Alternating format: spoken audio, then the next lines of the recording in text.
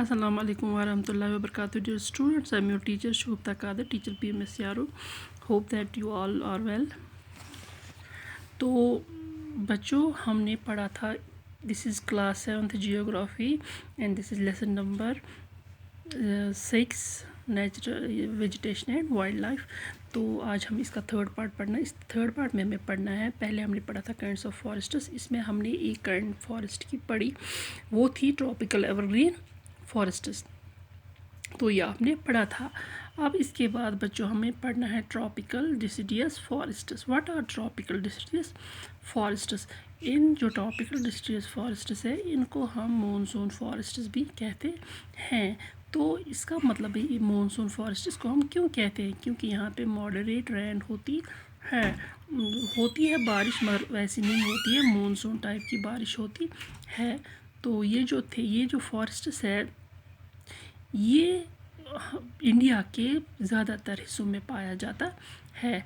In the large part of India का जो बड़ा पार्ट है उसमें ज़्यादातर ही फॉरेस्ट्स है, tropical deciduous forests. Northern Australia and in central America, और ये कहाँ पे पाए जाते हैं? नॉर्दर्न ऑस्ट्रेलिया में और सेंट्रल अमेरिका में ये जो फॉरेस्ट्स हैं ट्रॉपिकल डिसिडियस फॉरेस्ट्स ये पाए जाते हैं। तो यहाँ पे क्या होती है, इन रीजन्स में क्या होता है, यहाँ पे सीजनल चेंज होती है। सीजनल चेंज जैसे हमारे यहाँ पे सीज़न चेंज होता है, स्प्रिंग, समर, ऑटम, विंटर।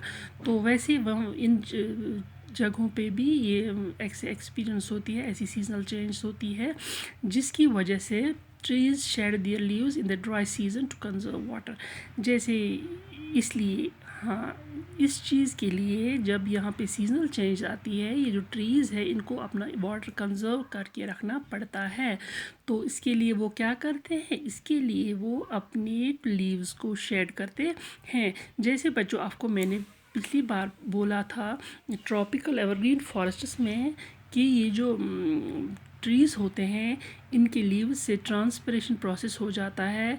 इनके लीव्स से जो पानी निकलता है वो हवा में उड़ जाता है ट्रांसपिरेशन के ज़रिए।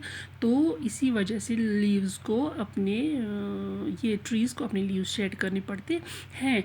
बट ये ट्रॉपिकल डिसिडियस फॉरेस्ट यहाँ पे तो सीजनल चेंज होती है, वहाँ पे तो ट्रॉपिकल एवरग्रीन फॉरेस्ट में ये चीज़ नहीं होती थी। वहाँ पे ट्रीज़ को अपने लीव्स शेड करने की ज़रूरत नहीं पड़ती, इसलिए वो एवरग्रीन रहते थे। बट यहाँ पे ट्रीज़ को अपनी लीव्स शेड करने की ज़रूरत पड़ती है अपना पानी बचाने के लिए, कंजर्वेशन ऑफ वाटर के लिए, ठीक है। तो इसीलिए ये लीव्स शेड करते हैं, तो इनको हम इसीलिए एवरग्रीन फॉरेस्ट नहीं कहते हैं। तो ये फॉरेस्ट ऐसे दिखते हैं जहाँ पे ये बच्चों है, यहाँ पे ट्रॉपिकल डिसिडियस फॉरेस्ट है, ये तो कुछ ड्राई दिख रहा है। जब इनका सीज़न, जब ये लीव्स शेड करने का इनको टाइम आता तब ये ऐसे दिखते हैं। तो ये यहाँ पे हैं the hardwood trees found in these forests are, मगर इन फॉरेस्ट्स में भी हार्डवुड ट्रीज़ होते हैं।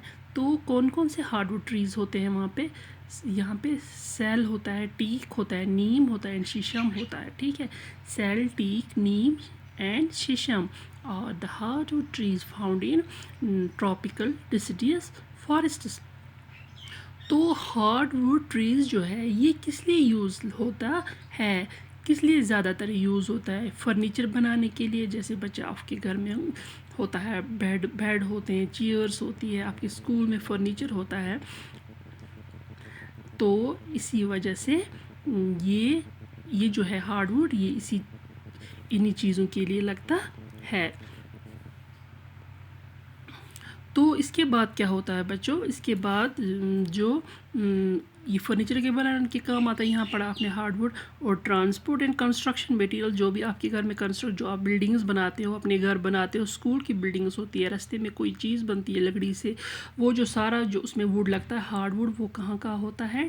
ट्रॉपिकल डिस्ट्रिक्ट फॉरेस्ट में जो हार्डवुड ट्रीज़ हैं, तो हार्डवुड की लकड़ी उसी के काम आती है। तो कोई भी कंस्ट्रक्शन मटेरियल हो, कोई भी ट्रांसपोर्ट की चीज़ें हो तो उसमें लगती है। टाइगर्स को अब देखेंगे हम बच्चों, यहाँ पे एनिमल्स कौन कौन से होते हैं? Tigers, lions, elephants, langurs and monkeys are the common animals of these regions. जिन जिन जगहों पे, जिन जिन रीजन्स में डेसिडियस फॉरेस्ट्स पाए जाते हैं, उन फॉरेस्ट्स में कौन कौन से एनिमल्स पाए जाते हैं? Tigers, lions, elephants, langurs and monkeys. तो ये एनिमल्स पाए जाते हैं इनमें। तो यहाँ पे है फिगर 6.5 में दिखाया गया है टाइगर, यहाँ पे दिखाया गया है लंगूर, यहाँ पे दिखाया गया है elephants. These animals are found in tropical deciduous forests. इसके बाद है temperate evergreen forests. The temperate evergreen forest are located in mid latitude coast.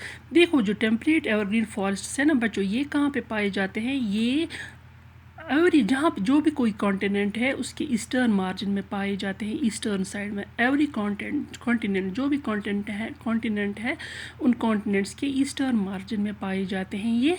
तो for example in south east USA, south China and in south east Brazil. तो east के side में पाए जाते हैं हर एक कॉन्टिनेंट के क्या कौन से forests? Temperate evergreen forests. They comprise both hard and softwood trees. इनमें जो टेम्परेट एवरग्रीन फॉरेस्ट्स होते हैं इनमें दोनों टाइप के ये होते हैं ट्रीज़। एक तो सॉफ्टवुड होता है, एक हार्डवुड होता है। कौन कौन से ट्रीज़ पाए जाते हैं? Oak, pine, eucalyptus etcetera. ठीक है, ये यहाँ के ट्रीज़ होते हैं जो यहाँ पे पाए जाते हैं। And this is the picture of A temperate evergreen forest. ठीक है, तो यहाँ तक बच्चों आपने पढ़ा आज ये tropical deciduous forest and temperate evergreen forests.